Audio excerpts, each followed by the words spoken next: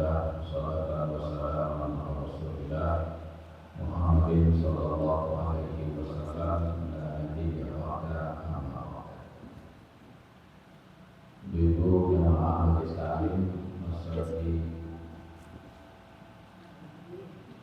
muhadirin ya, muhadirin orang yang pindah ya, karena orang-orang yang hijrah ini pindah dari kampung masing-masing, pindah ke kampung sini ya. Mudah-mudahan semuanya dirahmati oleh Allah Subhanahu wa taala. Amin. Bersyukur pada Allah kita bisa hadir untuk kegiatan yang memang sudah kita niatkan, yaitu majelis ilmu. Mudah-mudahan kehadiran kita dipandang oleh Allah sebagai upaya kita untuk memperbanyak amal soleh. Karena kata Nabi, kata Allah yang Maha, "Man amila shalihan min dzakarin aw unsa wa huwa mu'min, falanuhyiyannahu hayatan thayyibah wa lanajziyannahu ajrahu bi ahsani ma kanu ya'malun." Siapa yang beramal soleh, baik laki maupun perempuan, dan dia adalah orang beriman, sungguh kami akan memberikan kepadanya kehidupan yang baik. Kemudian kami akan balas dengan pahala yang lebih baik daripada apa yang mereka kerjakan. Dia Allah dalam surah An-Nahl ayat 17 ya. Jadi siapa yang beramal soleh, mudah-mudahan pekerjaan kita ini termasuk amal soleh. Ada dua janji Allah. Pertama, kehidupan yang baik di dunia, kemudian nanti dibalasnya lebih baik dari yang tidak. Jadi dunia akhirat mendapatkan kebaikan. Siapa yang memperbanyak amal soleh dan disertai dengan keimanan. Kemudian mudah-mudahan juga ini sesuai dengan dia majelis ilmu. Siapa yang datang untuk menuntut ilmu dimudahkan nanti jalan ke surga. Mudah nanti mendapatkan jalan ke surga. Karena untuk kesini mungkin meninggalkan keluarga, kita mungkin payah berjalan, ya payah duduk, sehingga mau juga ya, kalau sedo gitu ya. Itu termasuk kesusahan yang akan dibalas oleh Allah dengan surga. Kemudian meninggalkan hobi mungkin ya, susah hati kita nih, hobi kita nih zaman ini ya. Nah, setelah zaman dulu bisa ya, kita tinggalkan, insyaallah kita jadi. Kemudian kita niatkan ini adalah untuk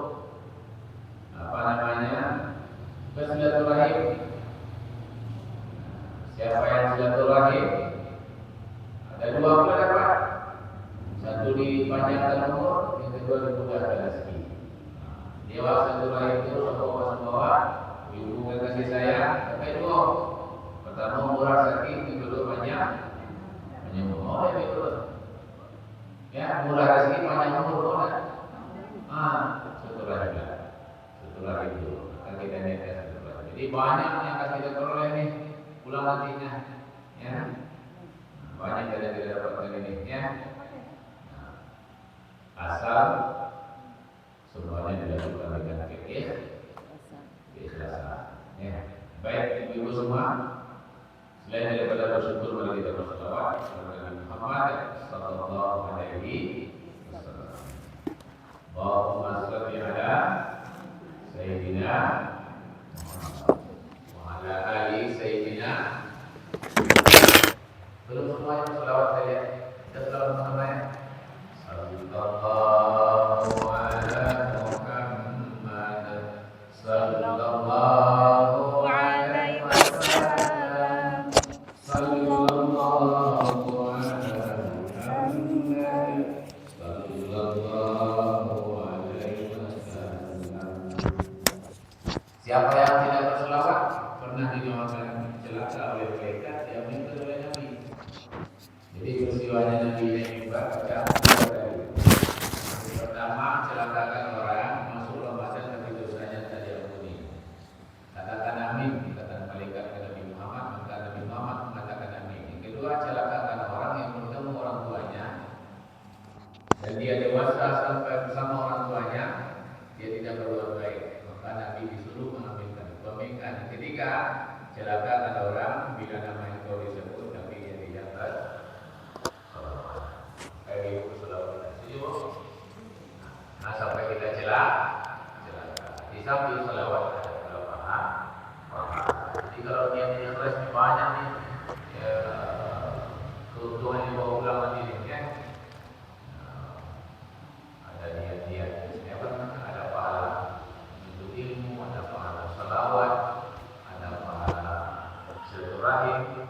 Ya, semuanya di bawah ulama. Ya. Baik ibu semua, kita mulai dengan kalimat basmalah. Bismillahirrahmanirrahim. Mudah-mudahan berkah kepada Allah. Karena bila kerja dimulai dengan Bismillah, maka dia bisa terputus dari berkah. Ya. Kalau dimulai dengan Bismillah, maka insya Allah semua kerja-kerja kita berkah. Ya. Baik ibu-ibu semua, kita seperti kemarin sudah dijanjikan, kita akan membahas atau mengambil ibrah, hikmah, hukum, mau'izah dari beberapa surat di juz 30. Maka mungkin kita mulai dari ujung saja, dari surah pendek, yang paling ujung surah An-Nas. Surah ini disebut dengan surat sebelumnya, surat Al-Falaq, Al-Mu'awwizatain. Jadi surat An-Nas dengan surat Al-Falaq disebut Al-Mu'awwizatain. Pernah ibu mendengar istilah itu? Belum. Kenapa disebut Al-Mu'awwizatain? Karena sama-sama dimulai dengan a'udzu. Qul a'udzu birabbin nas. Qul a'udzu birabbil falaq. Alasan kedua kenapa Al-Mu'awwizatain? Karena dua surat ini adalah surat perlindungan oleh manusia dari segala macam gangguan setan. Jadi surat ini bisa melindungi manusia dari gangguan setan. Nanti kita akan bahas gangguan setan seperti apa, ya. Bapak Ibu semua, ibu-ibu, Pak Ibu, bapak-bapaknya di rumah ya. Ibu-ibu semua ya. Surah ini asbabun nuzulnya, Nabi pernah disihir. Jadi kalau kita kaji tafsir ada namanya asbabun nuzul, sebab-sebab turunnya ayat. Jadi sebagian ayat Quran itu ada asbabun nuzul, sebagiannya tidak. Jadi asbabun nuzulnya, sebab-sebab turunnya, Nabi pernah disihir. Sihir tahu? Tahu ibu sihir? Ada yang pernah kena sihir di sini? Belum? Ya? Sihirnya tahu nggak sihir? Sihir itu perilaku aneh atau perasaan aneh yang menimpa kita. Yang itu kalau istilah orang awak di kerajuan dia orang gitu. Ya? Awak di kerajuan dia orang. Dan orang disihir oleh orang. Nabi pernah disihir oleh seorang Yahudi namanya Labib bin Asim. Beliau ini menyihir Nabi. Ya, Nabi saja bisa disihir, apalagi kita. Ya, bukannya Nabi Muhammad. Nabi Ayub pun disihir sehingga dia sakit. Ya, sakit fisik. Jadi sihir itu bahaya, Bu. Ada dalam hadis hindari 7 dosa-dosa besar. Salah satunya adalah as-sihru. Jadi 7 dosa besar yang salah satu yang 7 itu adalah as-sihru, sihir. Sihir ini adalah pekerjaan para setan. Setan ini 2, Bu. Pertama dari kalangan jin, yang kedua dari kalangan manusia. Nanti di ujung terakhir, minal jinnati wan nas. Mereka itu mensihir. Jadi Nabi pernah disihir oleh seorang Yahudi. Apa bentuk sihirnya?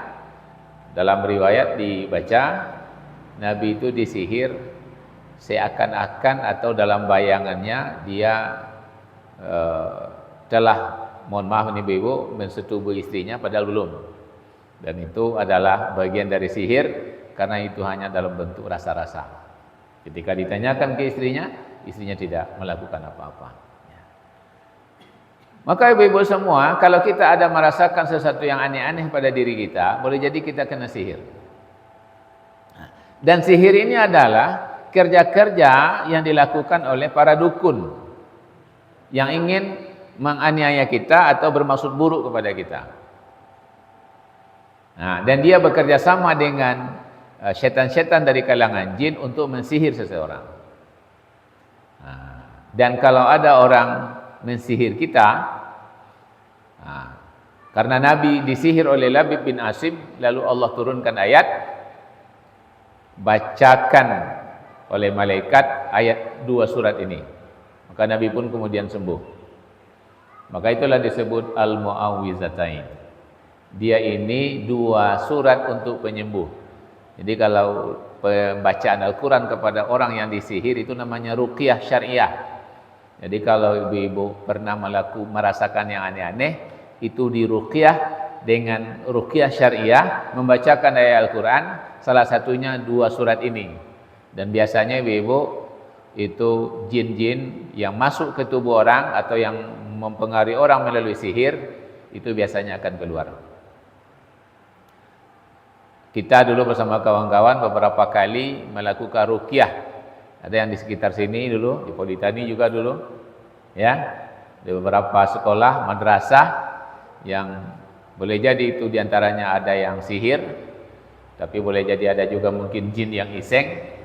Lalu kita ruqyah, sehingga kemudian mereka yang kena gangguan sihir, gangguan setan, lalu kemudian keluar jin-jinnya, lalu kemudian jadi orang lebih baik atau biasa kembali.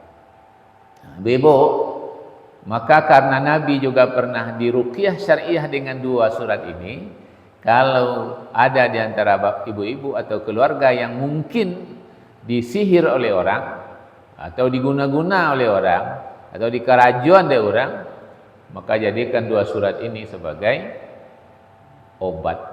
Makanya kalau ada dalam istilah lain, Al-Quran itu obat, ini diantaranya.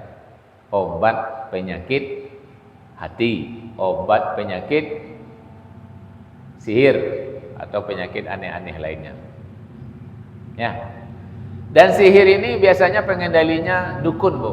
Makanya kita nggak boleh ke dukun. Nah, mohon maaf saya. Sampai ada ungkapan, siapa yang mendatangi dukun, dibenarkannya kalimat dukun atau dikerjakannya sesuai saran dukun, itu orang ditolak sholatnya 40 hari 40 malam. Ya. Nah, makanya jangan ke dukun, Bu. Man ata kahinan atau arrafan. Kahin itu dukun, arrafan itu tukang-tukang ramal. Kalau istilah orang paranormal gitu. Itu paranormal. Paranormal itu sama kayak parabola gitu. Ya. Kalau parabola itu setengah, kan setengahnya. Jadi kalau paranormal itu setengah normal. Kalau bola kan bule gitu ya. Kalau parabola setengah bulenya gitu. Jadi kalau normal itu bule, kalau paranormal setengah normalnya gitu ya. Awak normal, tu poi ka setengah normal. Bagi kira kan. Turun kelas adanya gitu. Ibu semua ya. Dan surat ini, Bu, ada yang berbeda pendapat di kalangan ulama mufassirin terkait apakah ini masuk surat Makkiyah atau Madaniyah. Jadi seluruh ayat Al-Quran itu ada nama Makkiyah. Makkiyah itu artinya diturunkan di sekitar Mekah atau sebelum hijrah.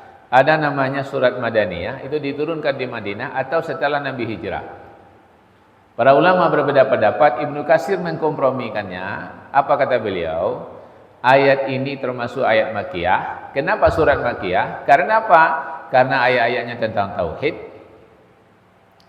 Namun kemudian ketika Nabi mengalami sihir di Madinah, ayat ini dikuatkan kembali oleh Allah sehingga dijadikan mu'awwizatain. Nah, maka surat ini dalam pendapat yang muktabar disebut surah Makkiyah atau ayat-ayat Makkiyah. Jadi ibu kalau buka surat nanti ada Makkiyah, lalu ada Madaniyah. Ada yang dia suratnya surat Makkiyah, tapi beberapa ayatnya Madaniyah.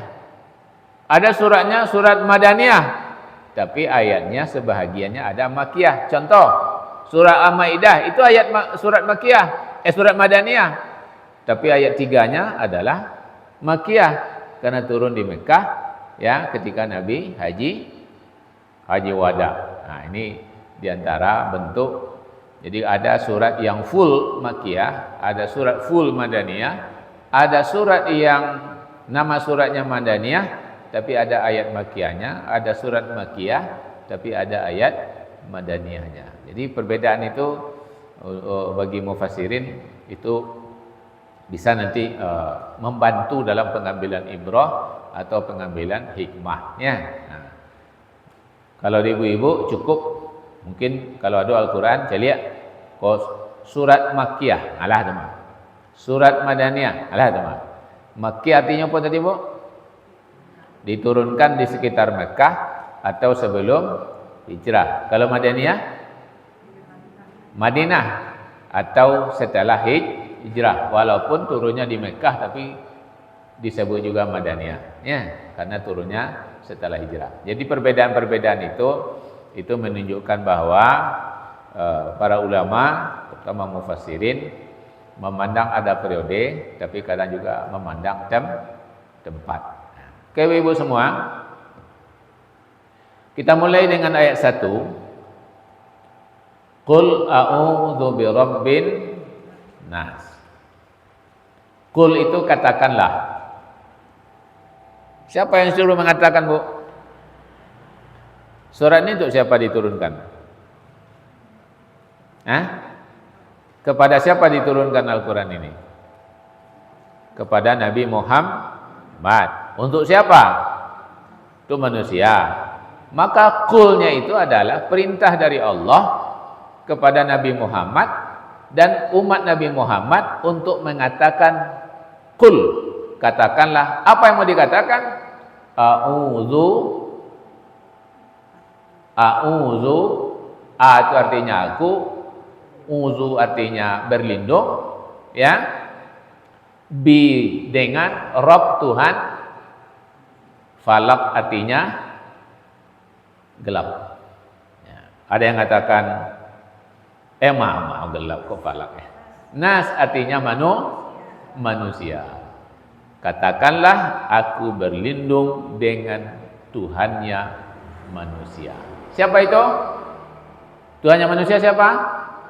Allah. Aku berlindung dengan Rabb-nya manusia, artinya aku berlindung kepada Allah. Rabb itu apa artinya Bu? Rabb itu artinya kalau di bahasa Indonesia kan Tuhan semuanya ya. Rabb itu artinya 3 Bu. Pertama artinya Al-Khaliq. Khaliq artinya pencipta. Jadi kalau disebut Rabbul Alamin atau Rabbil Alamin, pencipta alam. Yang kedua maknanya adalah mudabbir, mengatur. Alam ini diatur, maka manusia juga diatur oleh Allah. Dicipta ya, diatur ya. Kemudian yang ketiga makna Rabb itu adalah murabbi. Murabbi artinya apa artinya murabbi? Pembimbing atau guru. Murabbi. Kalau guru ni kalau dia ngajar doang namanya muallim, tapi kalau dia membimbing juga namanya murabbi. Kalau dosen itu murabbi atau muallim? Kayaknya muallim aja karena dia ngajar doang gitu ya. Murabbinya kurang gitu ya. Baik Ibu semua ya. Jadi ketika orang memahami kalau dalam bahasa Indonesia Rabb, Allah, Ilah, semuanya Tuhan. Tapi dalam kajian bahasa Arab ada perbedaan-perbedaan. Jadi Rabb itu artinya adalah pengatur juga, diaturnya manusia ini. Apa aturannya? Di Al-Quran. Diatur alam ini sehingga nggak ada yang planet-planet tidak ada yang bantu. Diatur, rezeki diatur. Kok kayunya sadulah bagi Bu? Masalah Bu. Kok miskin saja sadulahnya? Masalah yo. Bahkan ada penelitian Bu, ada keluar di media sosial. Buat saya tarik penelitian tu Bu. Ada monci, tahu monci kan? Dibuat hidupnya sejahtera Ibu. Makanannya lemak-lemak, sampai laluannya lemak-lemak. Dilakukan tes sampai 5 kali tesnya Bu. Apa yang terjadi Bu? Apa yang terjadi? Inya cekak inya semuanya Bu. Jadi manusia kalau dibikin kaya semuanya kelahi manusia ini Bu. Kalau dibikin miskin semuanya kelahi juga Bu. Makanya dibuat ada kaya, ada miskin supaya kemudian jangan kelahi. Jadi rupanya orang kalau kaya semua Bu, dia akan saling memakan Bu. Jadi tikus monci tadi dan diuji itu penelitian ilmiah Bu. Diuji sampai 5 kali uji ternyata sama, bahwa ketika monci itu dia kesejahteraan, mereka saling memakan. Ya, manusia juga Bu. Kalau kaya sadualanya, manusia itu akan memakan sesama mereka. Ya. Makanya jangan minta kaya Bu. Ya, minta saja cukup. Ya Bu ya. Kalau kaya gilo adanya Bu. Banyak orang kaya gilo Bu. Cukup. Kau makan cukup. Kau baralek cukup. Kau malioto cukup. Ada Bu, kau minantu cukup, kau ambil rumah. Alah tu mengapa kau kaya tu. Ya. Gilo adanya. Ya. Kau beli motor cukup lah tu. Ya. Ibu semua ya. Aku berlindung dengan Tuhannya manusia. Siapa yang disuruh mengatakan? Nabi. Kenapa kita butuh perlindungan Allah, ibu-ibu semua? Karena satu pun tak bisa melindungi kita kecuali Allah. Makanya kalau seandainya ada orang meyakini ada pelindungnya selain daripada Allah, atau mencari perlindungan kepada selain Allah, orang itu syirik. Saya tanya ibu-ibu, kenapa orang pakai jimat? Ada yang pakai jimat tak? Ada? Ada orang pakai jimat gantung di leher, ada orang pakai jimat gantung di lengan, ada orang pakai jimat gantung di pinggang, ada orang pakai jimat gantung di rumah, ada yang gantung jimat di kadai, di oto. Pertanyaan saya, kenapa orang pakai jimat? Coba ibu tanya, saya tanya. Kenapa kira-kira menurut ibu-ibu orang pakai jimat? Kurang percaya dengan perlindungan Allah.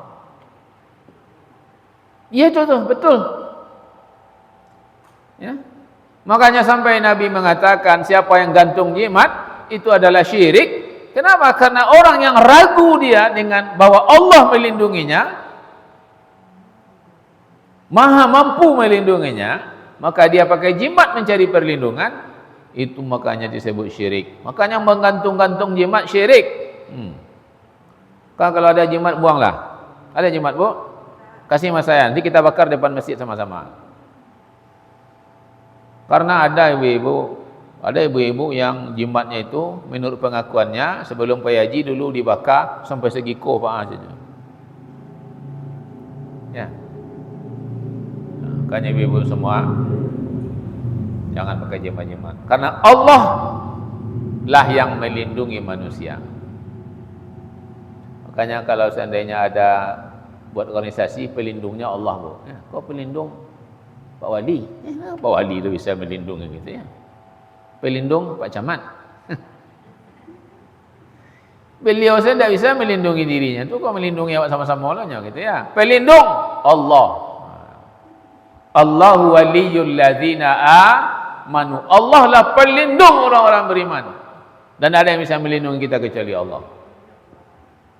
Ya. Oh ambo laki ambo bisa melindungi ambo nya orang bagak pada itu nya punya pistol. Ya. Yakin ibu bisa melindungi awak laki awak Bu? Kerana nya punya pistol Bu? Tak. Ya. Karena pertama kita tidak selalu bersama suami kita kan gitu ya. Yang kedua kadang melindungi dirinya saja enggak bisa aja, apalagi melindungi kita kan. Ya. Maka satu akidah yang kuat adalah pelindung adalah Allah. Maka katakan a'udzu billahi minasyaitonir rajim. A'udzu birabbin nas ya. A'udzu bikalimatillahi tammati min syarri ma khalaq. Jadi a'udzu aku berlindung kepada Engkau ya Allah dari ini. Ya. Bahkan kalau nanti kita lihat hadis-hadis, ibu boleh cari di Google itu hadis-hadis tentang perlindungan dari Allah itu banyak sekali. Ya, ada berlindung dari hal-hal buruk yang akan menimpa kita minta perlindungan kepada Allah. Ya. Ada doa pagi petang baca wa a'udzubika apa itu? Allahumma inni a'udzubika minal hammi wal hazan. Ya, wa a'udzubika minal ajzi wal kasal wa a'udzubika minal jubni wal bukhal wa a'udzubika min ghalabatid dain wa qahrir rijal. Dah hafal doa tu, Bu? Hafal tu, baca pagi, doa pagi petang tu, Bu. Orang kalau lagi banyak-banyak utang baca doa itu, Bu, nanti utangnya lunas, Bu. Ya. Karena dulu ada sahabat putar-putar aja di jenjang. Kata Nabi, ngapain kamu putar-putar? Awak lagi galau ya Rasul gitu. Kenapa kamu galau? Banyak masalah. Apa masalahmu? Utangku banyak. Masuk masjid. Nanti aku ajarkan doa. Diajarkan doa ini oleh Nabi. Dibacanya, ya Allah mudahkan dia sampai dia kemudian terbebas dari utang. Jadi ibu-ibu yang banyak punya utang sama suaminya, baca doa ini, Bu, ya. Kan berlindung dari dililit hutang. Ini terkait dengan a'udzu nih. Jadi kita minta ya perlindungan. Termasuk kalau baca Quran apa? Fa idza qara'tal Qur'an fasta'iz billah. Apabila kamu baca Quran, bacalah, mintalah perlindungan kepada Allah. Kenapa? Sebab kalau kita baca Quran tidak dilindungi oleh Allah, kadang-kadang kita digoda setan sehingga setengah halaman mengaji awak takkan tua. Diawali dengan takwa gitu.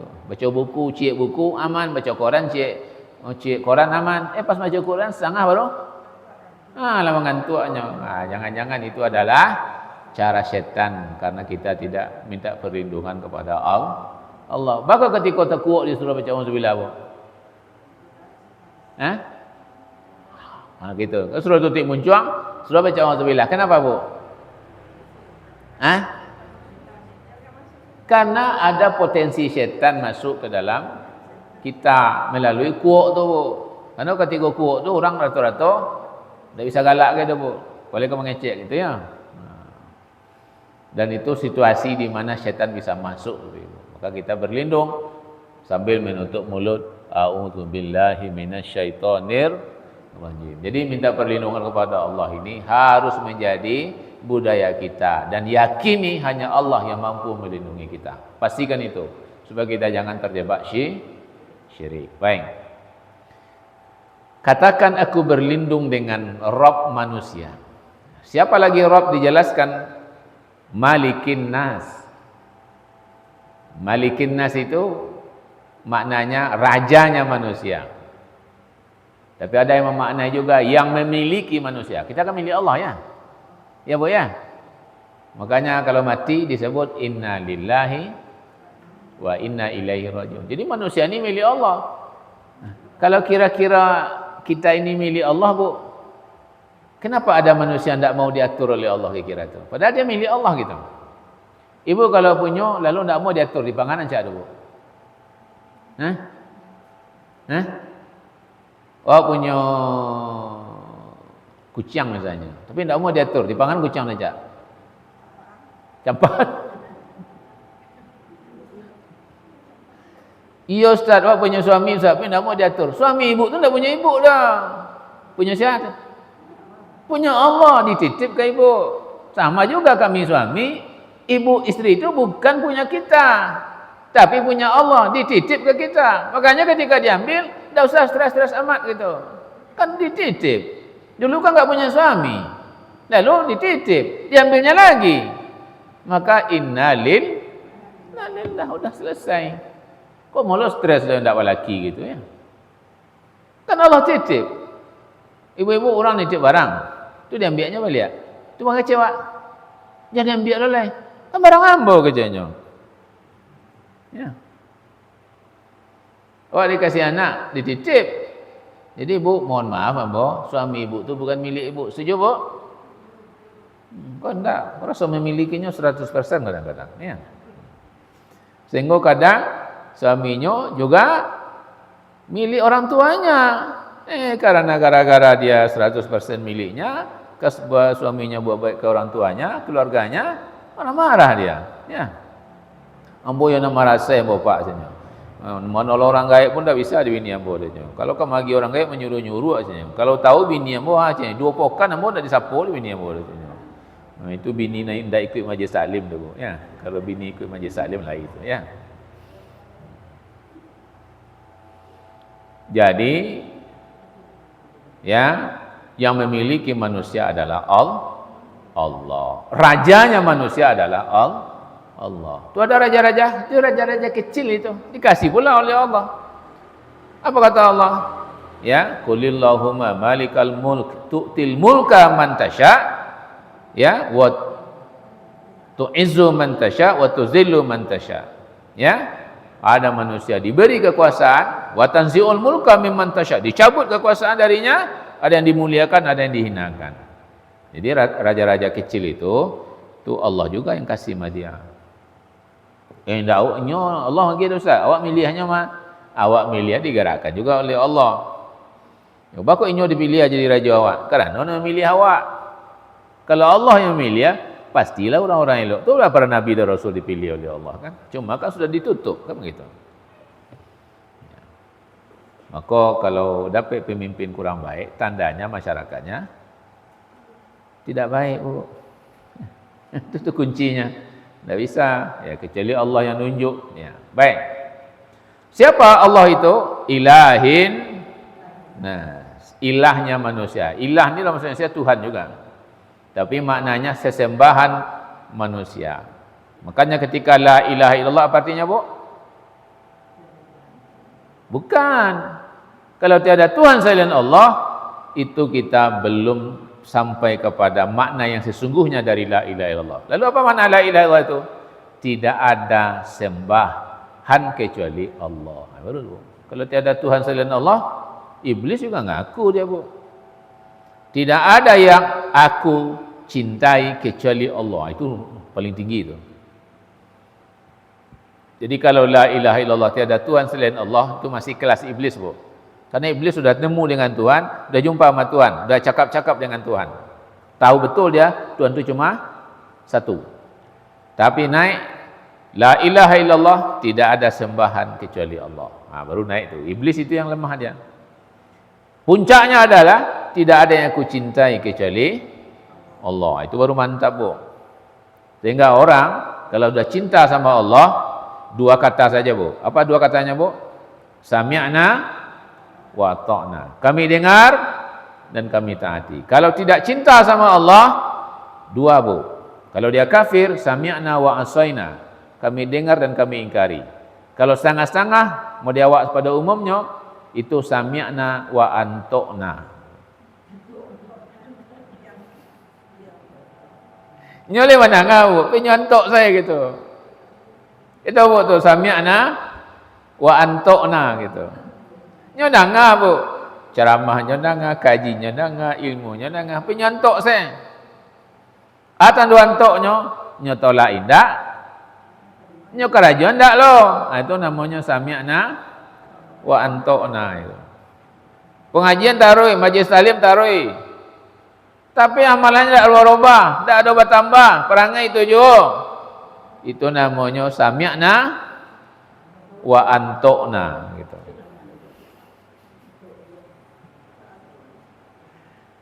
Atau sami'na wa anu-anukna gitu ya. Anu-anu sebut. Ketika orang wirid kau anu-anu segitu. Kadang ganggu sesekali gitu ya. Nah, itu namanya orang galak, kadangnya tak satu galak tu. Nah, itu namanya sami'na wa antokna. Itu sami'na wa anu-anukna. Baik Ibu semua, jadi Allah menjelaskan dirinya ya bahwa Allah lah Rabb manusia, ya, pembimbing manusia, pencipta manusia, pengatur manusia. Lalu Allah lah yang merupakan pemilik manusia, Allah lah sesembahan manusia. Ini untuk menggambarkan, menguatkan tauhid, sehingga Allah menjelaskan dirinya dengan Rabb bin nas, malikin nas, ilahin nas. Lalu dari apa berlindungnya? Kalau tadi itu baru penjelasan siapa Allah, Bu, ya. Nah, yang berlindungnya adalah min syarril waswasil khannas. Min artinya dari, syar artinya buruk, waswas. Waswas ini udah jadi bahasa Indonesia, Bu. Apa artinya waswas? Sesuatu yang ada di hati. Hati yang mau waswas mencelik pajaru aja. Ya. Was-was tu waswawaknya. Waswawaknya. Dia tu perasaan was-was tu. Ya, comeh-comeh. Atau yang lain? Ya. Ada sesuatu nantaraso di hati. Muncul rasa was-was, rasa-rasa gitu. Rasa alah, rasa alun. Rasa tertinggal, rasa lah di kerajuan. Rasa ale, Bu? Rasa iyo, rasa indak, rasa kamanggaduah. Rasa comeh, rasa katakut, ya. Pokoknya ada was-was dalam diri, keraguan-raguan. Siapa yang melakukan? Al-Khannas. Al-Khannas ini ada dua maknanya. Secara umum ada yang mengatakan yang tersembunyi, kan yang nggak nampak. Karena yang was-was ini dari kalangan jin, Bu. Jin itu nggak nampak. Nampak jin, Ibu? Ada yang nampak jin? Kalau ada ibu-ibu nampak jin, berarti ibu punya jin tu. Semua orang yang bisa melihat jin berarti dalam tubuhnya ada jin, wajib dikeluarkan. Kalau tidak ternyayu ibu punya.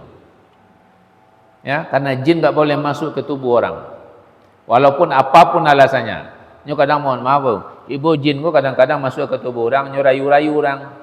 Terima lambo pelihara lambo beko ibu bisa mau be orang dia. Itu jadi dukun ibu tu. Ya. Bahkan ada nyo rayu masuklah ke terima lambo nyo. Situ beko ambo bau ibu setiok solat ke Mekah je. Bisa, Bu. Ya. Jadi ditimbulkannya was-was oleh khannas. Khannas tu tersembunyi dia karena di pelakunya adalah jin. Jadi yang menimbulkan was-was itu adalah jin, Bu. Ya, syaitan dari kalangan jin. Tapi ada yang memaknai khannas ni berulang balik. Kenapa? Karena jin itu, Bu, sifatnya adalah takut nyo lari, bekonyo balik lihat. Maka dalam riwayat, kalau orang azan itu jin tu lari terbirit-birit, bahkan dalam hadis terkentut-kentut, Bu. Saking kancangnya lari. Pokoknya orang-orang tua dulu, kalau ulah menjelang azan masuk dalam rumah, tutup pintu. Supaya apa, Bu? Supaya jin lari terbirit-birit, jangan dirabur nyawa gitu. Atau pintu atau bukanya masuk dalam rumah, lalu dalam. Tapi ketika azan selesai dikumandangkan, jin balik lagi dia. Nyo lari sekencang-kencangnya, lari balik lo kencang-kencang, Bu. Ketika iqamah nanti dikumandangkan, nyo lari lo balik. Pas solat nyo pula putar lo balik. Nyo balik, Bu. Makanya ibu-ibu ketika buat solat ada usaha syaitannya kan? Ada antara syaitannya, Bu. Itu dia. Uzkur haza, kona laiko janya. Dan ditimbulkan rasa itu dalam hati. Sehingga barang hilang di mana sebabnya, Bu? Ketika solat. Ada orang mengecek, keceknya hebat solat tu ya janya. Kalau ada barang-barang hilang barulah solat sobok itu janya. Itu dah hebat solat tu, Bu. Itu was-was atau bisikan-bisikan dari syaitan dari kalangan jin supaya awak mengona-ngona sehingga lalai dari mengingat Allah. Makanya ibu-ibu mohon, ibu-ibu kuacuk nampak dan bawah, ya. Jangan biarkan syaitan lalu lalang di saf ibu-ibu. Kan nyo lari tadi, kan komat nyo lari tu pasal solatnya balik le, Bu. Di mana main ni, Bu? Karena saf ibu jarang, nyo main lari-lari di saf-saf ibu-ibu tu. Bagus ibu-ibu kuacuk safnya larak jarang. Karena ibu-ibu kuacuk sajadah. Sajadah kadang badannya ngenek. Kawan malih menginjak sajadahnya. Inyo pun kalau diinjak sajadahnya bonginya ke orang. Makanya ibu-ibu tidak usah bawa sajadah, Bu. Dulu tikar solat ko merdeka, pakai sajadah cek-cek. Banyak orangnya pilih cek-cek gambar, Bu.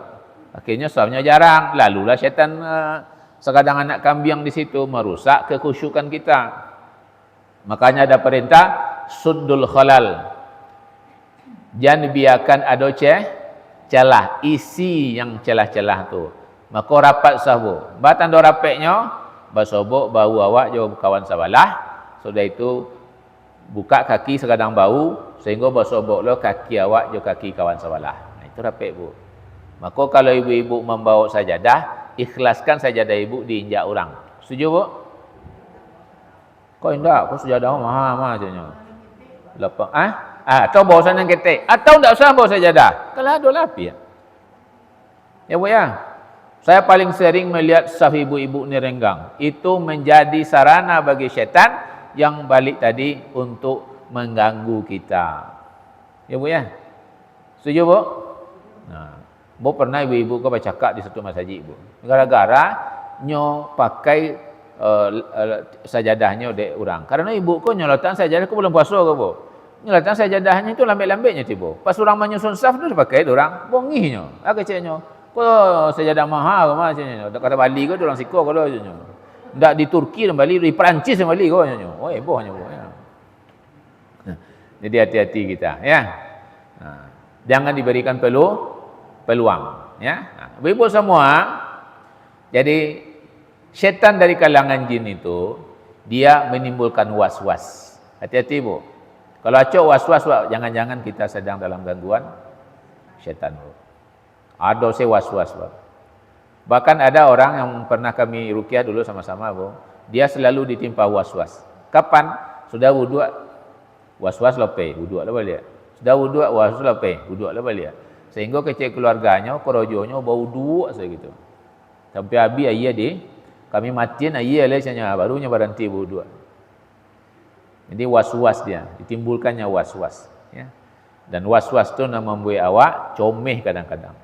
Was-was tu nak membuat awak takut. Hati-hati. Kalau cok was-was, jangan-jangan kita sedang dalam godaan, gangguan syaitan. Obatnya apa bu? Obatnya apa? Ini obatnya. Ya. Mana ini tu? Qul a'udzu birabbin nas, malikin nas, ilahin nas, min syarril waswasil nas. Jadi kalau ada acak was-was ubeknya kau bu. Kalau was-was suami bayi bagi kira bu. Masuk ikut aja ubeknya bu. Iya bu. Karena kalau suami pergi lalu ada niat-niat buruk dia, ya nikah lagi itu niat buruk atau niat baik bu? Nikah lagi, niat baik tu bu. Ya.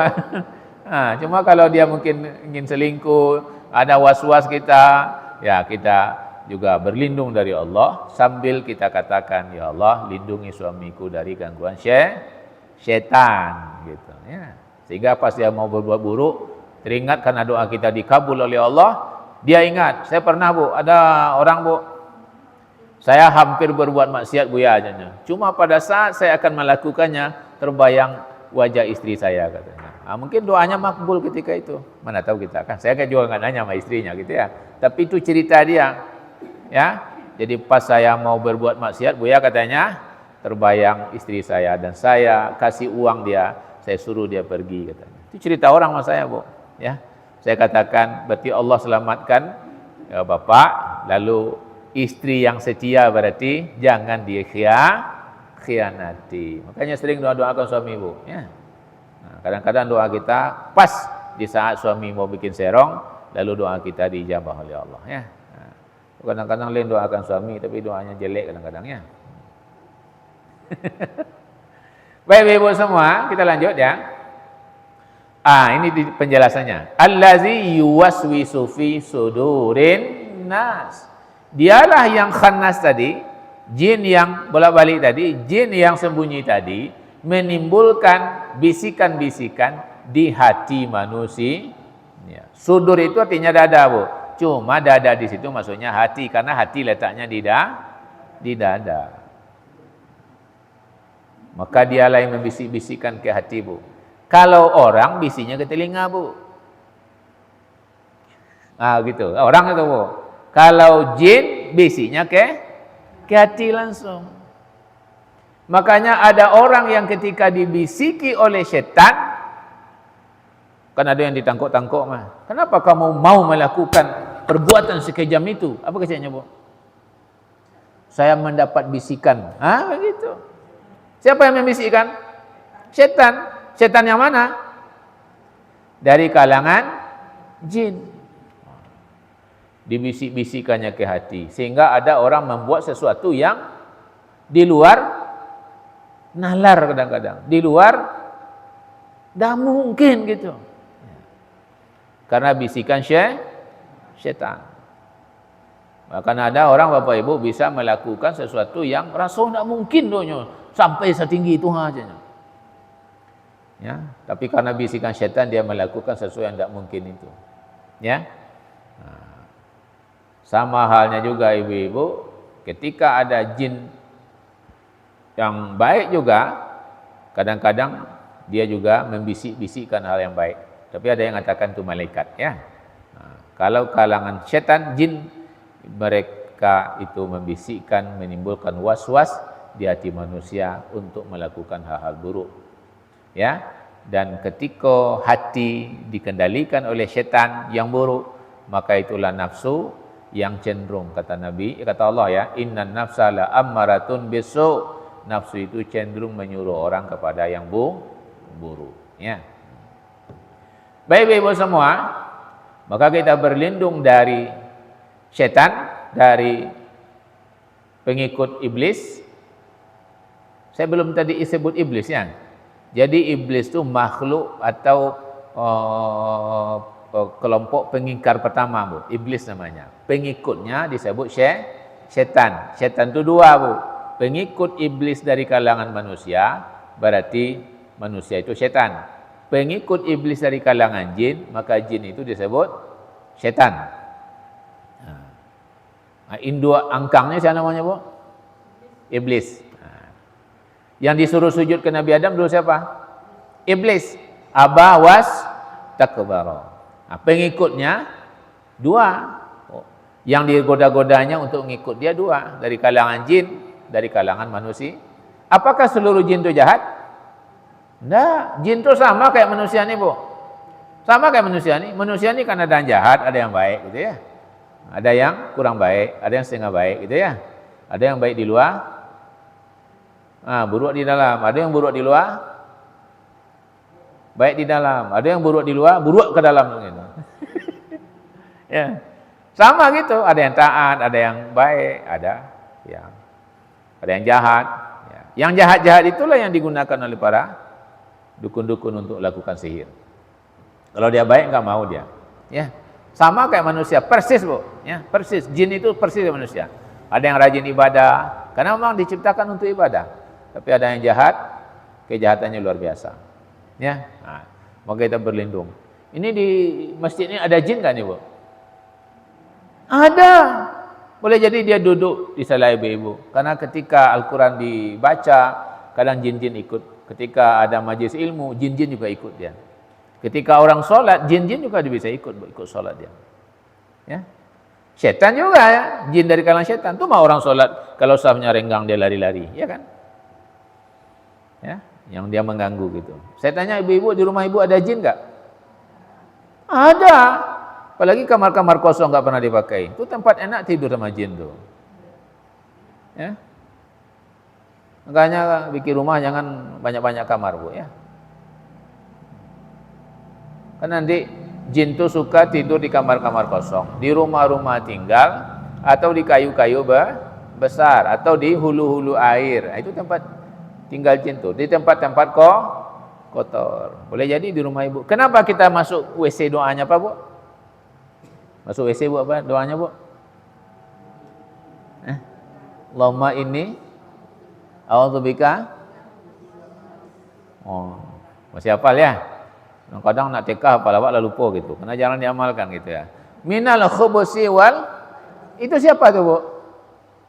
Khubusi wal khaba'is itu siapa? Setan, Bu. Kenapa? Karena dia suka tidur di tempat kotor. Kamar WC kami bersih, Ustaz. Mengkilat-kilat. Iya, Bu. Tapi kan tempat buang kotoran, ya kan? Sebelum dibersihkan kan kotor juga. Maka mohon maaf ibu-ibu guru, tolong jangan pernah menghukum anak memasukkan ke WC, Bu. Ada beberapa sekolah dulu sekarang tak ada, tapi mungkin masih ada juga. Anaknya nakal, kemana dia disuruh? Ada yang dikurang di WC, Bu. Maka nanti anaknya bisa kesurupan, Bu. Ya. Ada loh kadang anak nakal disuruh membersihan WC. Dia sambil kesal dia membersihan WC. Nanti masuk setan, Bu, jin. Ya.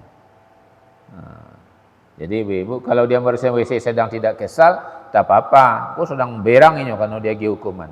Kalau ada guru ini, nah, jangan kasih hukum termasuk cucu di rumah.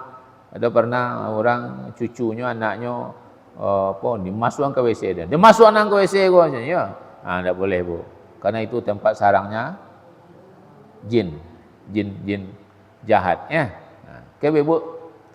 Terakhir minal jinnati wan nas. Ya, minal jinnati wan nas ini ada maknanya yang digoda oleh setan itu adalah dari kalangan jin, dari kalangan manusia. Yang menggodanya sama dari kalangan jin dan kalangan manusia. Ada setan di rumah kita? Ada. Jenisnya apa? Bisa jadi dua-duanya ada. Awak mau buat baik dilarang-larang sama dia kan? Nah, itu setan, Bu. Ya. Oh, ternyata setannya itu di sebelah saya gitu ya.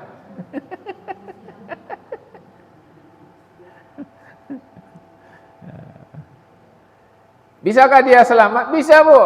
Kapan? Ketika cahaya kesadaran ada pada dirinya. Saya pernah ada ibu-ibu mau pergi haji, Bu. Dia cerita sama saya, Pak, sini, awak kan pergi ke Makkah kok. Minta izin ke suami, iyo cuma. Kalau tidak izin suami apa? Kalau ibu haji pertama, ibu boleh pergi. Karena itu ibadah utama. Tapi kira-kira kenapa dilarangnya? Saya tanya balik kan. Itulah nyopa acanya. Lompat 42 tahun awak menikah nyopa acanya. Lelaki awak sampai kini elunya solat lagi. Itu je ibu. Lompat 42 tahun kami menikah aja. Dan suami awak sampai kini jangan menyuruh awak solat, neninyo saja solat. Dalam hatimu malang ni ibu lepas lelaki mana tu je maknanya.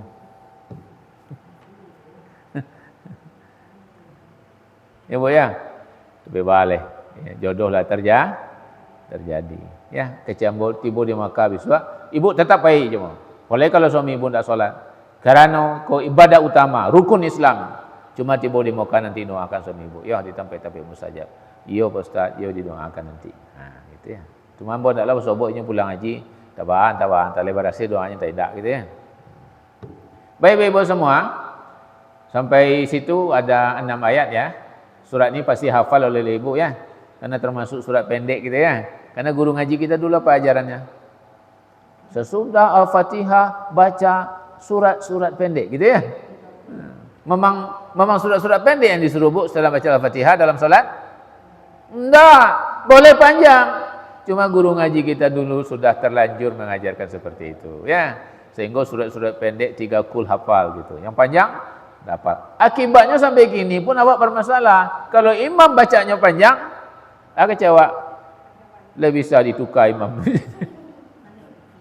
Gara-gara dulu awak mendapatkan pelajaran yang tidak pas ya. Jadi sesudah Al-Fatihah itu boleh surat panjang, boleh surat pendek. Nah, oke. Sampai di situ ada ibu-ibu bertanya, silakan. Ya, silakan. Bos sampai minum ya.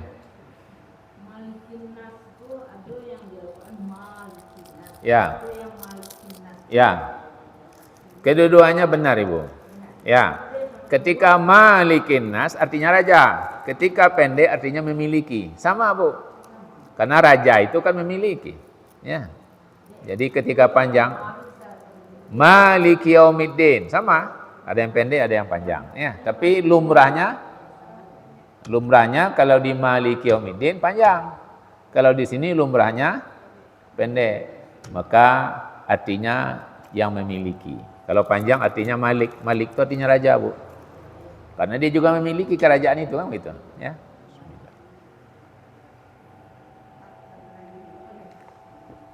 Sebentar, perbedaan-perbedaan harkat itu kadang-kadang mengikut apa namanya?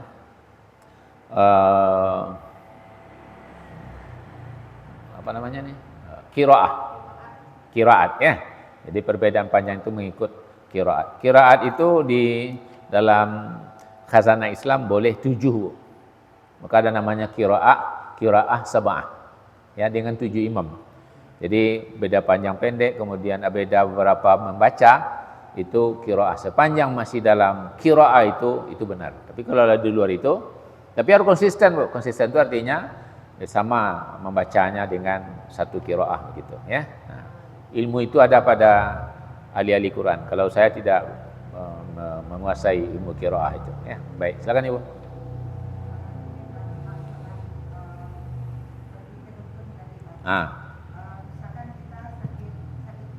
Di pinggang.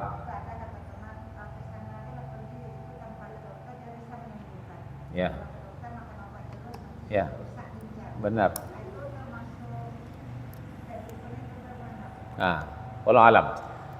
Tidak semua orang pandai mengobat itu dukun. Nah, ini kalau dicatat ya. Walaupun awak sebut semuanya dukun.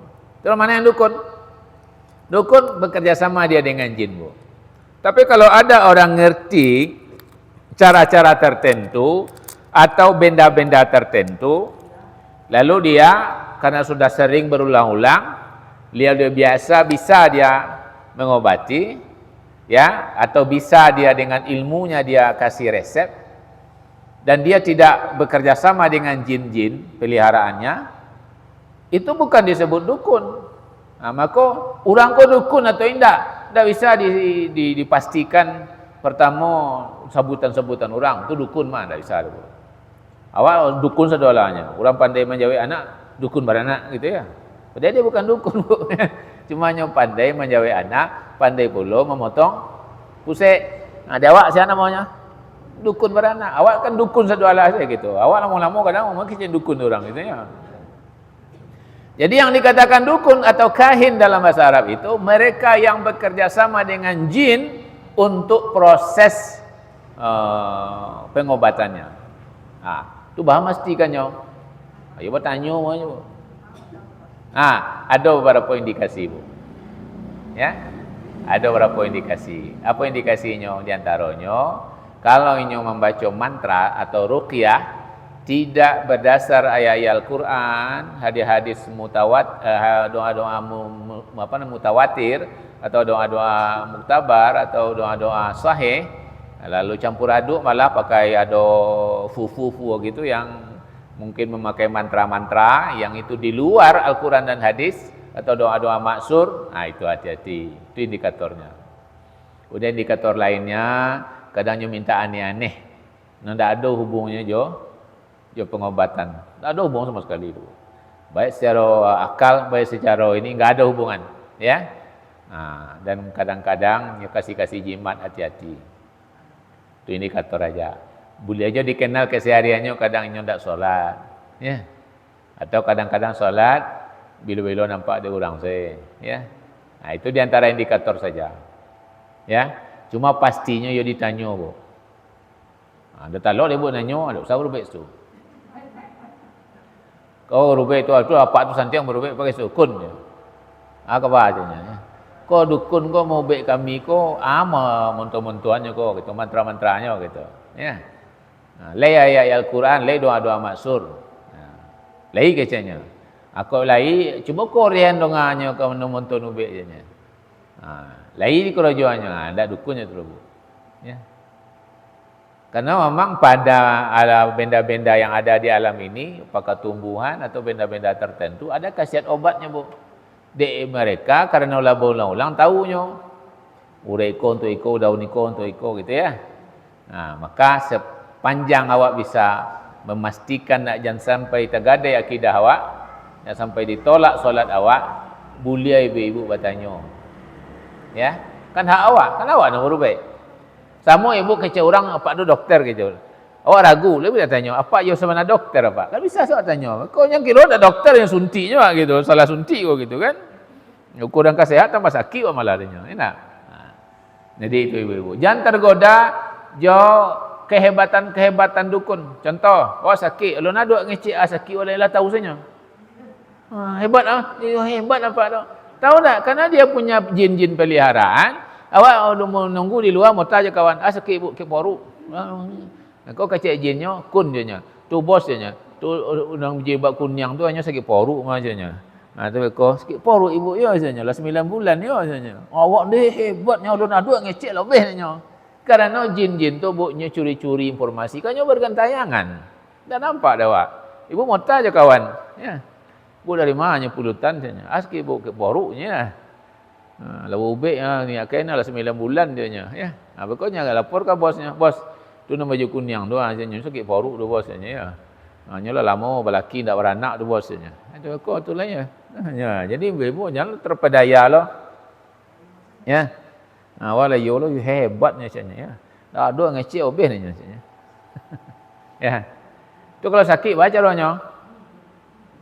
Ya, bau bek bu, tapi bau bek jangan kado kun. Nah, tu siapa bek? Jo bidan, saleh. Dokter tu saleh. Ya, jauh orang nan tahu resep-resep, mungkin dari tumbuhan, nyo bacakan ayat Al-Quran, doa-doa maksur yang mungkin oleh orang awak disebut dukun, padahal bukan dukun, boleh, silakan. Ya. Jadi bahan memastikan dukun tu indaknya. Ya, buat tanyanya bu. Mau tak bisa lo mencelikkan yang orangnya dukun tak berani mau bu. Ya. Ya. Baik. Ada yang lain bu? Silakan bu. Jangan.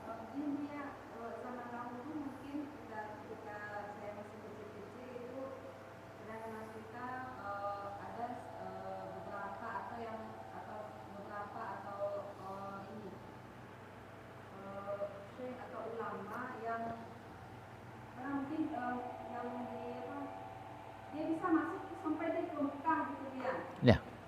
Nah itu apakah memang ada atau bagaimana? Kemudian kalau memang ada di zaman pula apakah juga ada? Kemudian bagi kita itu bagaimana kita memahami atau menyikapi hal seperti itu? Kadang di beberapa tempat atau di beberapa kajian itu tidak diterima bu ya, seolah-olah atau mungkin dikhawatirkan tercampur dengan jin itu ya. Jadi mohon keterangan dia. Wallahu alam. Dalam khazanah atau dalam catatan sejarah ada wali-wali Allah, betul. Yang wali-wali Allah ini kadang diberikan oleh Allah karamah atau kemampuan yang itu kadang di luar nalar manusia. Ya. Cuma mereka bisa melakukan itu betul-betul karamah saja. Artinya bukan bisa diulang-ulang dengan membaca ayat tertentu, zikir tertentu nanti bisa, enggak. Itu hanya karamah yang Allah berikan dan itu tidak bisa diulang, tapi itu adalah sebuah hal yang keistimewaan yang kapan datangnya dia enggak bisa menghendakinya. Hanya Allah saja yang menghendakinya. Tapi kalau baca ini bisa begini, baca ini bisa begini, itu dikhawatirkan. Kemudian cerita itu bukan cerita, bu. Entah iya, entah indah tu. Ya, itu kan cerita. Nggak ada bukti. Ya. Tetapi untuk ibu ketahui, kita pernah meruqyah orang dengan tim. Kami dulu buat tim ruqyah, bu. Itu ada orang yang dia menemukan satu buku dengan khasiat-khasiatnya, zikir atau Asmaul Husna dengan khasiatnya. Lalu kemudian dia baca. Lalu ternyata beliau kesurupan, bu. Ya, kami diundang kemudian. Lalu ceritanya adalah saya ini didatangi oleh makhluk yang saya tidak tahu, tapi saya ditawarkan setiap solat bisa sampai ke Mekah. Dan dia sudah melakukannya. Jadi dia mulai takbir di masjid, lalu dia ke Mekah, sebelum salam dia balik lagi. Sehingga ketika cerita kau ceritakan ke masyarakat, nya kecil masyarakat karena baca agama. Itu dilakukan, diuji coba, bu. Try gitu. Cuma syaratnya peliharalah saya katanya. Dan dia enggak mau, bu. Dua ditawarkan, setiap solat bisa tiba di Makkah, yang kedua bisa mengubah orang. Dan dia enggak mau kedua-duanya. Makanya kesurupan. Kalau namuh hanya mungkin tak kesurupannya tu. Kan hebatnya, bu, tu. Setiap solat bisa ke Makkah. Badan masih siko. Ya kan? Solat depan Ka'bah lagi. Tapi karena nalarnya masih jalan, dia enggak mau, bu. Dan untuk ibu-ibu ketahui, setiap orang memelihara jin dalam tubuhnya, itu ada kompensasinya. Apa nama? Apa itu kompensasi? Nggak ada yang gratis, Bu. Dalam dunia perjinan tidak ada makan siang gratis. Nah, sama aja ya orang politik kadang-kadang, Bu, ya. Tidak ada makan siang gratis. Ada kompensasinya, Bu. Saya sudah beberapa kali bertemu dengan orang-orang yang kompensasinya bukan kadang pada dirinya tapi pada keluarganya. Ya. Nah, jadi tidak ada nempere itu, Bu. Dunia aku tidak ada nempere itu, Bu. Jin pun berbisnis ya, Bu. Ya. Ada kompensasinya. Kompensasinya macam-macam, Bu, ya. Maka jangan pernah berhubungan. Jadi pertama itu cerita, antaian tidak. Ya, cerita MLM, mulut lewat mulut, Bu. Tapi kalaupun itu ada karomah pada wali-wali Allah. Dan itu diantaranya pernah terjadi ketika orang memindahkan istana Ratu Balkis. Kata jin, aku bisa pindahkan, ya, engkau pindah duduk, dah pindah dia. Tapi ada, Allah katakan dari seorang hamba yang soleh, dia bisa pindahkan hanya ke depan mata. Dan itu orang, Bu, bukan jin, Bu. Ya. Tetapi itu tidak bisa diulang-ulang dengan zikir tertentu atau dengan mantra tertentu atau baca ayat-ayat tertentu. Kalau bisa diulang-ulang, itu dikhawatirkan ada tipu daya setan di situ. Ya. Nah. Oke, Bu. Kita kajian makhluk halus kayaknya nih, ya. Nah, sekarang, Ibu. Apanya, Bu? Apa yang ada, Bu? Tuyul. Di TV ada, Bu. Kan si jinnya melihara jin gitu, ya. Nama jinnya tuyul gitu. Enggak ada, Bu, ya. Tapi orang melihara jin ada, cuma apakah namanya tuyul? Bisa jadi, ya. Ya, tuyul dan bakyul gitu, ya. Ada orang melihara jin, Bu. Dan sebagian jin tuh kayak tuyul, kepalanya botak tuh, ya. Ya, ada. Jadi orang-orang yang melihara jin, saya ibu-ibu, ya. Orang melihara jin itu seperti apa? Kenapa orang bisa masuk jin ke tubuhnya? Saya baca buku Ruqyah Syariah, apa bukunya itu? Masuk jin itu ke tubuh orang 4, Bu. Pertama, keturunan. Bapak Ibu, kalau ada potensi orang tua, datuk, kakek, neneknya melihara jin dulu tuh ada potensi dia juga nurun tuh, Bu. Ya. Yang kedua adalah sihir tadi. Orang yang ingin merusak hidup kita, disihirnya kita. Ini yang banyak, Bu. Ya. Kadang cinta ditolak, apa katanya, Bu? Ada namanya di Minangko dulu gas yang tengkurak, Bu. Itu sihir, Bu. Yang baiknya gilo-gilo, kadang menangani bininya, kadang menangani lakinya, kadang gilo-gilo alangnya, mau manjat-manjat dinding gitu, ya. Itu jin, Bu. Sihir. Dimasukkan dia. Mohon maaf saya, Ibu, nanti kita ke surah Al-Falaq, ya. Itu masuk jin itu rata-rata tengah malam, Bu. Makanya sebelum tidur baca 2 surat ini, Bu. Ya. Jarang siang-siang bolong, jarang dia. Ya. Dia datangnya tengah malam, Bu, di saat gelap gulita, ya. Nah, oke. Kemudian yang berikutnya, Ibu, itu menuntut ilmu. Menuntut ilmu, Pak. Termasuk mohon ilmu aneh-aneh, yang bisa tabang, bisa tahan peluru, tahan basi, hati-hati nih. Yang ketiga dia terganggu dia, Bu. Terganggu dia. Tempat tidurnya terganggu, tempat tinggalnya terganggu, ya.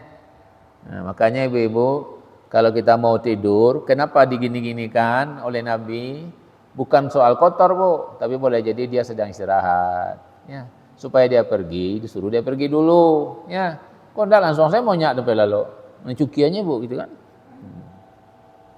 Termasuk kamar-kamar kosong dia suka tidur di situ, rumah-rumah tinggal juga, ya. Pohon-pohon besar. Nah, maka kita minta perlindungan kepada Allah kalau seandainya kita melewati atau dalam situasi keadaan seperti itu. Ya. Termasuk kalau kamu mau rumah baru, rumah lama tinggal, bacakan surah Al-Baqarah. Kan itu ada hadisnya, ya. Karena termasuk surat ini, ya. Karena itu termasuk kita, ya, kalau istilah orang mengusia, termasuk kursi, ya, mengusia setan kan gitu, ya. Nah, begitu, ya. Jadi tuyul itu ada, ya. Karena itu dipelihara oleh manusia. Ya.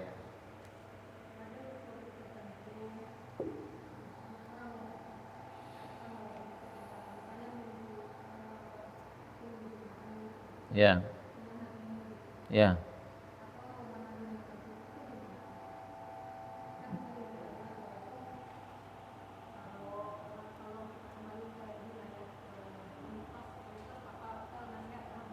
Ya. Ya. Ya. Kalau nasihat orang tua dulu tuh dia nggak tahu kenapanya, Bu. Pokoknya kerajaan saya. Cuma setelah dihubungkan dengan dalil-dalil yang ditemukan, itu contoh sebelum maghrib masuk rumah tutup pintu. Karena memang tadi orang azan, syaitan jin berkelarian, lalu bisa kemana-mana dia larinya, Bu. Apalagi larinya terbirik-birik gitu. Dari terbirik-birik itu kan terbayang Ibu tuh, ya. Nah, maka nemunya di situ. Jadi kalau ada larangan orang tua dulu dia nggak pakai dalil, Bu. Pokoknya kerajaan salah kan gitu ya. Tapi ternyata itu kita lihat itu nasihat-nasihat yang ada turunannya, ada dalilnya, ada nasihat dari ulama sebelumnya. Cuma kadang nggak pandai manjalin, kesimpulannya saya sampai gitu ya. Ada ternyata. Cuma ya, di mananya mungkin ada yang masih dicari. Ya, setelah ditemukan ternyata dia sama terhubung dia gitu. Cara berpikir orang tua-tua menasihati kita dengan apa yang disampaikan oleh Nabi dan segala macam, kadang-kadang ada titik temunya, ya. Nah, maka boleh jadi ketika dilarang ada ini contoh, kenapa sesuku kan boleh nikah dalam syariat, Bu? Iya kan? Sesuku boleh ya, suku sama suku Minang, suku Koto boleh, Bu, nikah, Bu. Tapi kenapa adat melarang? Kata adat tidak boleh, kata syariat boleh. Ternyata temuannya ada. Apa temuannya? Nikah dengan keluarga itu cenderung anak-anaknya lemah. Ternyata kan ada nemunya kan. Cuma orang tua dulu kan itu aja dia. Nggak boleh nikah sesuku katanya. Walaupun syariat membolehkan, ya. Cuma di balik itu kadang mereka tidak punya dalil. Pokoknya dalilnya, Bu, pokok gitu ya.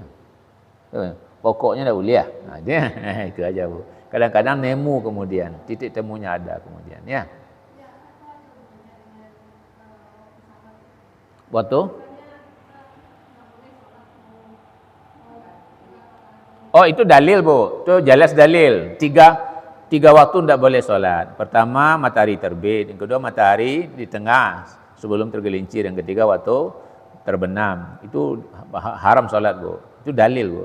Kenapanya? Kenapanya kalau sudah dilarang oleh Nabi tidak perlu ditanya kenapa sebenarnya. Kalau orang pun menemukan dalil dihubungkan, itu faktornya lebih kepada penambah penguat saja. Ya, kalau sudah Allah dan Rasul melarang, kita tauqif aja. Tauqif itu artinya kita berhenti untuk berpikir gitu. Ya. Jadi kalau matahari terbit, mundurkanlah agak 10 menit baru salat sunat Isra, ya. Kalau matahari sedang di kapalo istilah orang kampung, maka biarlah tergelincir dulu. Aqimis sholata liduluki syamsi. Ketika matahari terbenam, selesai orang azan baru salat. Karena ketika matahari terbenam mana tidak boleh salat. Salat apapun. Ya, nah, kenapanya kan itu dilarang Nabi, gitu aja. Boleh jadi ada orang yang kemudian menggali-gali tambahan hikmah seperti yang tadi mau maghrib setan berlarian, misalkan bisa jadi, ya. Nah, tapi itu lebih kepada faktor penambah saja. Kalau sudah dilarang, ya udah kita henti aja, gitu ya. Nah, lebih banyak ta'abudinya. Kalau perintah ta'abudi, karena itu ibadah kerjakan saja. Ya. Baik, Ibu, apakah kita lanjut ke surat Falaq? Boleh. Ya.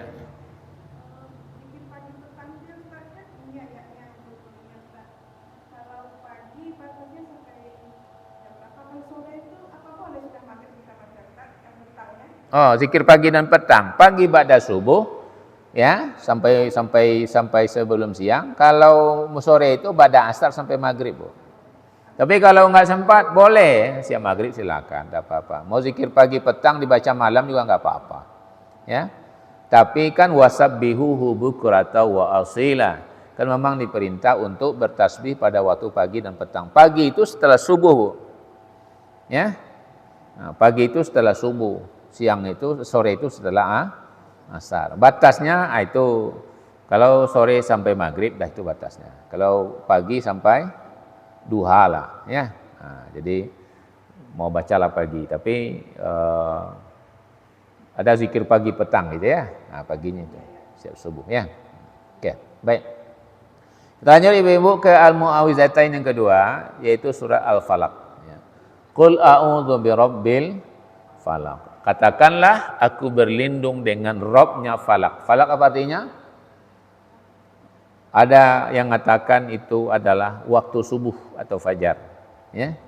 Jadi aku berlindung kepada Tuhan pemilik waktu fajar atau waktu subuh. Ya. Kenapa istimewa subuh itu, Bu? Karena pemilik subuh itu Allah. Ya. Makanya ada doa wal fajri, ya, demi waktu fajar, gitu kan? Ada wal fajri iza tanaffas, ya, demi waktu fajar yang menyingsing, gitu ya. Jadi waktu subuh itu hebat, Bu. Makanya jangan sampai tidur waktu subuh, ya. Saya subuh tadi di mana, Ibu? Di sini tetangga, di Giria Permai, apa di Kanal Lamo tuh? Giria ya, Kanal Lamo, di Kanal Lamo. Perumahan Giria itu ya. Jadi waktu subuh penting. Dan waktu subuh itu adalah waktu yang disaksikan oleh malaikat. Ya, sampai Allah menyebut dirinya Rabbil Falaq, Tuhannya waktu subuh. Ya, karena itu termasuk waktu sangat-sangat istimewa. Inna Qur'anal fajri kana mashhuda. Bahkan 2 rakaat sebelum subuh saja berapa nilainya? Lebih baik dari dunia dan segala isinya. Itu 2 rakaat sebelum subuh. Bagaimana sholat subuhnya? Tentu lebih besar lagi. Begitu cara mengambil maknanya. Dan subuh itu gelap atau gelap? Masih gelap, ya. Dan itu adalah waktu di mana segala keburukan potensinya masih ada, ya. Baik. Lalu kemudian berlindung kepada min syarri ma khalaq. Aku berlindung kepada Engkau ya Allah dari segala keburukan ma khalaq. Apa saja yang kamu ciptakan. Allah ada menciptakan yang buruk, Bu? Ada. Untuk apa gunanya? Bakal ndak orang elok sedih dah Allah gitu ya. Bakal lu jago aja ya. Kenapa Allah ciptakan yang buruk? Kenapa ndak baik saja semua orang nih? Supaya ibu-ibu kita berjuang dalam hidup. Sebab kalau ndak ada lawan tanding, Bu, kita ini nggak akan ada perjuangan. Dan akan masuk surga itu orang yang berjuang, Bu. Makanya ada satu ungkapan dalam Al-Quran. Am hasibatum an tadkhulul jannah wa lamma ya'lamillahu allazina jahadu minkum wa ya'lamas sabirin. Apakah kamu mengira kamu akan masuk surga padahal Allah belum tahu jihadmu apa dan belum tahu sabarmu seperti apa? Apa itu jihad? Berjuang. Berjuang apa? Berjuang melawan musuh-musuh kita. Makanya ada dalam Quran itu berulang ayatnya. Ya, wala tattabi'u khutuwatis syaitan innahu lakum aduwwum mubin. Jangan kamu ikuti langkah-langkah setan karena sungguhnya setan itu musuh yang nyata bagimu. Kalau udah ada musuh pun udah lama parang dulu. Ya. Kalau tidak ada lawan tanding, kita tidak akan berpacu. Ya. Makanya Allah menciptakan keburukan. Dari keburukan makhluk atau apapun yang engkau ciptakan. Contoh nih ibu-ibu, keburukan yang diciptakan oleh Allah. Ya. Iblis tuh. Ya kan? Iblis ya. Supaya dia bisa menjadi lawan kompetitor kita, ya. Bahkan banyak keburukan yang dalam kehidupan kita ini yang Allah ciptakan. Ya. Di antaranya lagi adalah wa min syarri ghasiqin idza waqaba. Berlindung ya Allah dari keburukan malam apabila telah gelap. Ibu-ibu, orang Maliang operasi bila biasanya, Bu? Malam. Dukun-dukun malam. Ya. Ibu mohon maaf kalau misalnya lolok malam lalu bermimpi makan lamak, hati-hati, Bu. Jangan-jangan itu ada orang ingin buat buruk sama kita. Ya. Itu baca caranya, Bu. Mimpi makan lamak mana? Baca caranya. Kata ini berisyarat meludah 3 kali, baca auzubillah. Atau baca ayat ini juga boleh. Ya. Tapi meludahnya jangan keras-keras, Bu, sebab sebelahnya tu lakinya gitu ya. Kan kau bongi ke Ibu. Kau bang mencari masalah mah ajanya ya, meludah ke dan saja. Isyarat aja, Bu, ya. Dalam solat boleh meludah, Bu? Boleh dalam solat meludah? Hah? Boleh. Kapan, Bu? Ketika ada salik-salik gigi gitu. Dalam situasi tertentu ya, boleh jadi ada gangguan setan, kita boleh isyarat, Bu, ya, isyarat aja. Ya. Nah. Jadi kita berlindung kepada Allah dari keburukan yang Allah ciptakan, dan di antara keburukan yang Allah ciptakan itu adalah gelap gulitanya malam, dan orang memanfaatkan gelap gulita itu untuk berbuat buruk. Makanya ada pembunuhan di waktu malam, waktu pencurian di waktu malam, di saat gelap gulita. Ada orang mengirim-ngirim sihir di waktu malam, ya. Ada waktu malam kita mungkin ada sesuatu yang datang hitam di himpitnya kita. Boleh jadi, Bu, itu sihir. Ada rasanya sesuatu yang masuk ke dalam badan kita, gitu ya. Hati-hati, Bu, ya. Hati-hati, ya. Mungkin ada sesuatu yang dikirim kepada kita. Kalau ada orang ngecek namanya ada teluh, ada namanya lain. Benda-benda sihir dikirim ke rumah kita. Ada, hati-hati. Dan itu sebagian besar dikerjakan di waktu malam. Di saat gelap itu gelap gulita. Termasuk ibu-ibu kalau sedang malam tu, apa bisa lakukan? Kalau laloknya kan. Orang kerja malam tu, Bu. Ya. Baik di dunia nyata maupun di dunia halus, rata-rata kerjanya malam, Bu, ya. Wa min syarrin naffasati fil uqad. Ini dia. Dari kejahatan nafasat, padusi-padusi penyihir yang meniup uqad, buhul-buhul. Saya tanya sama Ibu, tukang sihir tu banyak berusia atau laki-laki, Bu? Hah? Oh, itu dia. Tak ada kakek sihir, Bu. Di filem-filem pun yang ada adalah nenek sihir. Karena memang padusi ko lebih mudah dimasuki jin, Bu. Ya. Kadang-kadang lain bertahannya, Bu. Tapi ada masuk-masuknya, masuk jin kayaknya, Bu. Kapan? Ketika nyo haid kadang-kadang. Ya. Maka ibu enggak boleh lemah pertahanannya. Ya. Ketika awak haid, tetap beribadah supaya syaitan jangan masuk ke dalam diri kita. Karena orang haid kan dia ibadahnya kurang, masuk dia, Bu.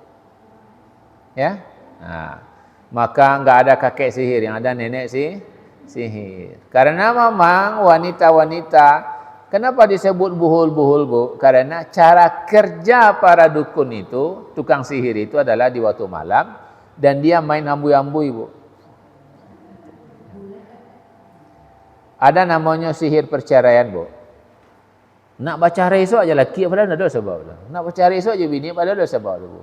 Nah, boleh jadi nanti tadi ada orang yang ingin memisahkan kita berumah tangga. Jadi buah nang karek tu ada ambui-ambui ni. Yang baca mantranya, ya. Dan kita tak tahu. Kenapa? Karena dia bekerja tengah malam. Awak senang lalok lama. Maka minta perlindungan kepada Allah. Terakhir, wa min syarri hasidin idza hasada. Berlindung kepada Allah dari hasad apabila orang itu hasad. Hasad apa artinya, Bu?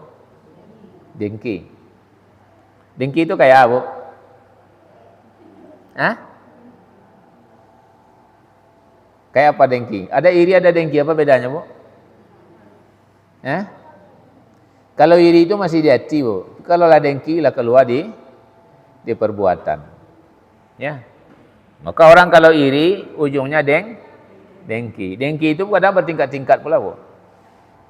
Pertama ada orang dengki, dia benci cari orang. Lama sih dapat orang tua sakit hatinya.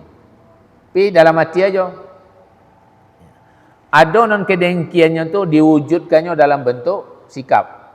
Buruk mukanya, buruk muncuangnya. Ya, menduga-duganya ke orang. Ya, nampak orang beliau tu sakit hatinya. Nah, itu keluar di muncuangnya. Tunjuk-tunjuk aja muncuang. Beliau tu nya. Oh, gitu ya. Hasad berikutnya sampai kau dapat hilang nikmat tu di orang daknya. Tu hasadnya lah agak parah tu, Bu. Hasad berikutnya nyo bisa mau ambil punya orang tu atau paling tidak menganiaya orang tu, Bu. Makanya orang hasad, Bu, bisa membunuh. Dosa pertama di langit hasad, Bu. Siapa pelakunya? Siapa pelakunya? Dosa pertama di langit hasad, Bu. Siapa pelakunya? Iblis. Oh, Nabi Adam. Nyo hasad jo iblis. Nyo hasad jo Nabi Adam. Nabi Adam berbini, nyo tak berbini. Nabi Adam disuruh sujud. Nyo lebih merasa mulia. Timbul hasadnya. Jadi dosa pertama di langit adalah hasad. Siapa pelakunya? Iblis. Dosa pertama di bumi hasad juga. Siapa pelakunya? Qabil. Karena hasadnya mencelik Habil punya bini rancak. Dia bunuh si Habil. Jadi gara-gara polusi kau banyak orang berbunuh-bunuh aja, Bu. Ya, hati-hatilah polusi kau, enggak. Dosa pertama yang membuat orang saling membunuh gara-gara polusi. Kini pun banyak pembunuhan terjadi gara-gara polusi. Ngomong polusi kau bahaya, Bu. Ya. Jadi, Ibu, hati-hati dengan orang hasad. Awak tak tahu nyo hasad atau tidak jawab. Tapi ciri-cirinya ada, Bu. Sakit hati jadi awak, tu tanda-tanda hasad tu, Bu. Asa jawab buat, dah ada nak elok dia. Tu tanda-tanda hasad tu. Boleh kita lawan dengan hasad pula, Bu? Boleh kita lawan dengan hasad pula? Tak boleh. Karena hasad itu adalah dosa besar. Kalau nyo hasad jawab, awak berlindung saya dari Allah. Kau nak menganiaya awak, mudah-mudahan Allah melindungi awak. Jangan dibalik lo hasad. Dah mau dia buya hasanya. Hasadnya awak, hasad dia nyo. Cia dia nyo dua awak saja. Jangan, Bu, ya. Dan semua orang punya potensi hasad, Bu. Termasuk ibu-ibu yang hadir kau ada hasadnya kau. Cuma ada non hasadnya itu nyelahirkan dalam bentuk perbuatan. Jangan sama ni kuat berlindung, Bu. Kalau hasad dia disimpan-simpannya, biarlah. Ya. Cuma kadang-kadang nyo lampiaskan hasadnya itu, jo kerojo buruk dan nyo ada nyoba. Dari kuat kita berlindung. Ya. Ibu kalau ada nampak orang lobby pada awak, timbul rasa tidak nyaman, itulah hasad tu, Bu. Ya. Ada yang rasa ibu kau rasanya ada satu. Maka kata Nabi, boleh hasad pada dua hal, Bu. La hasada illa fisnatain. Tidak ada hasad kecuali pada dua hal. Pertama, ada orang ahli Quran dan dia mengajarkan Al-Quran itu kepada orang. Itu boleh hasad kayaknya. Sehingga hasad itu membuat awak berajalu tentang Al-Quran. Yang kedua adalah hasad kepada orang kaya, tapi kayanya infak sedolahnya. Boleh, Bu. Ada hasad dan mencelik pajahat macamnya. Kok kaya dan esok ada yang buat macam itu. Itu boleh. Ya, jadi hasad itu boleh pada dua hal. Pada orang ahli Quran dan dia mengajarkan Al-Qurannya. Bukan hasad pada orang yang ahli Quran tapi digunanya untuk lomba-lomba 1.000 ya. Itu enggak boleh hasad. Yang kedua, hasad pada orang yang banyak harta lalu menegakkan agama Allah dengan hartanya. Dua ni boleh hasad. Ya. Jadi hati-hati dengan orang hasad, karena orang hasad bisa memfitnah kita, Bu. Ya. Memfitnah ke tahu, Bu? Memburuk-buruk awak. Ya. Orang hasad tu ciri khasnya memburuk-buruk awak sekali. Kan niat kakek memburuk-buruk awak sekali. Kalau ada orang duduk dekat awak menceritakan buruk orang sekerajanya, berarti orang tu ada hasad di hatinya. Kalau ini anda tidak bersama awak, buruk awak situanya ke orang. Ya. Maka hati-hati sajalah dengan orang-orang yang punya sifat hasad di hatinya. Ya. Kalau orang hasad ke awak dan ingin menganiaya awak, kalau tidak Allah melindungi, awak tidak bisa. Karena sehari-hari kadang-kadangnya berkawan jawab, Bu. Kadang berdosa anak mana tu Habil Qabil kan berdosa anak. Si ayah ibu tapi nyo hasad. Ya kan? Ya kan, Bu ya? Kadang dosa anak awak mana nyo hasad kau awak. Mari celik video pembunuhan, Bu, satu keluarga, Bu. Ternyata yang bunuh siapa? Ternyata kemudian adik kandungnya. Kenapa? Karena dia hasad mencelik kakaknya lancar-lancar rezekinya, sementara inyo susah rezeki gitu.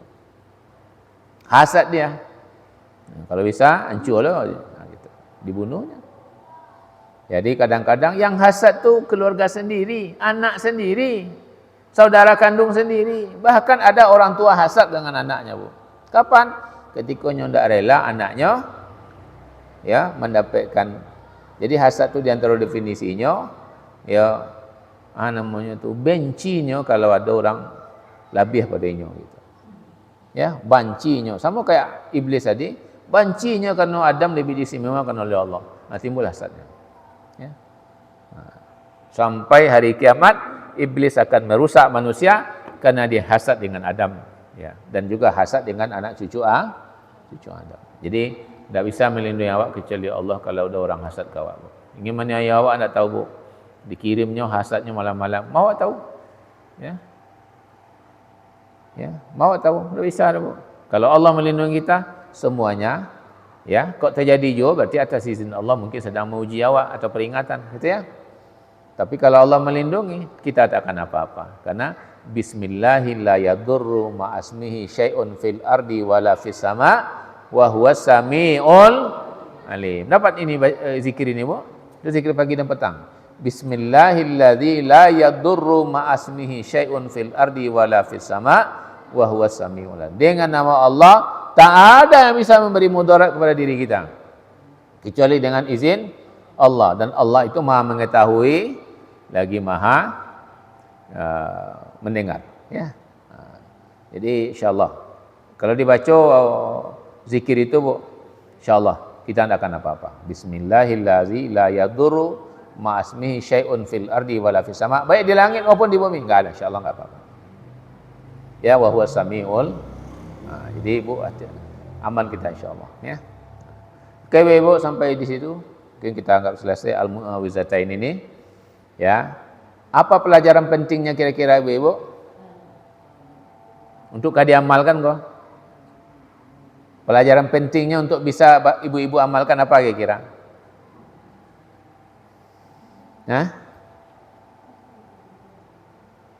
Satunya, meyakini penuh yang bisa melindungi kita hanyalah Allah. Jangan cari perlindungan kecuali perlindungan Allah saja. Itu poin satu, Bu. Yang akan diamalkan ketika kita mungkin, ibu-ibu, ya, mengalami gangguan syaitan, baik dari kalangan jin maupun manusia, jadikan dua surat ini untuk menjadi senjata untuk kita meminta perlindungan kepada Allah dari segala macam gangguan daripada syaitan itu.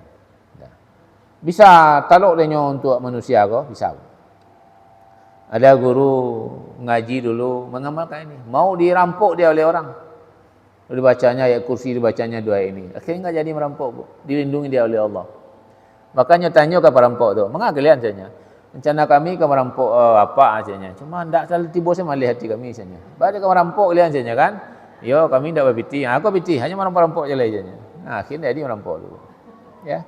Yang dibacanya duanya, ayat kursi cek su 2 ayat terakhir tu, Bu. Ya, 2 surat terakhir. Nah, bisa dia nak tahu ya. Okey, ada pertanyaan ni, Bu? Silakan. Ini Bu ya, tadi masalah hasad. Orang yang hasad kita juga tidak boleh hasad. Nah, ini pertanyaannya yang ke masalah hasad itu masalah hati. Ya. Ini masalah fisik Bu ya. Ketika orang menyakiti kita secara fisik, itu bagaimana Bu ya? Kalau orang menyakiti kita, dipukulnya kita pukul balik. Prinsipnya adalah yadra'una bil hasanati sayyi'ah. Tolak dengan kebaikan segala macam keburukan. Kita pun kalau orang mukul tidak dalam perang ibu-ibu, kita enggak boleh balas. Kita cuma disuruh ngelak, Bu. Ya. Cuma kalau dalam situasi tertentu, kalau orang mukul kita enggak bisa ngelak dan itu membahayakan kepada harta diri kita, maka kita boleh membalas. Ya, tidak boleh membalas dengan emosi, tapi membalas supaya kita selamat dari ancaman. Ini kalau orang memukul kita, makanya ibu-ibu kita enggak boleh pukul balik, Bu. Ya, kecuali perang. Kalau perang mah kita disuruh ya bukan hanya mukul, Bu, bunuh. Ya. Tapi kalau dalam situasi seperti ini kita dipukul orang, kita jangan lawan. Kecuali makanya dalam kisah Buya Hamka itu saya baca, anak-anaknya disuruh oleh Buya Hamka belajar silat sama datuknya. Cuma anak-anaknya malas belajar karena enggak ada menyerang. Langkah mundur aja. Ini Bu ada yang manggil.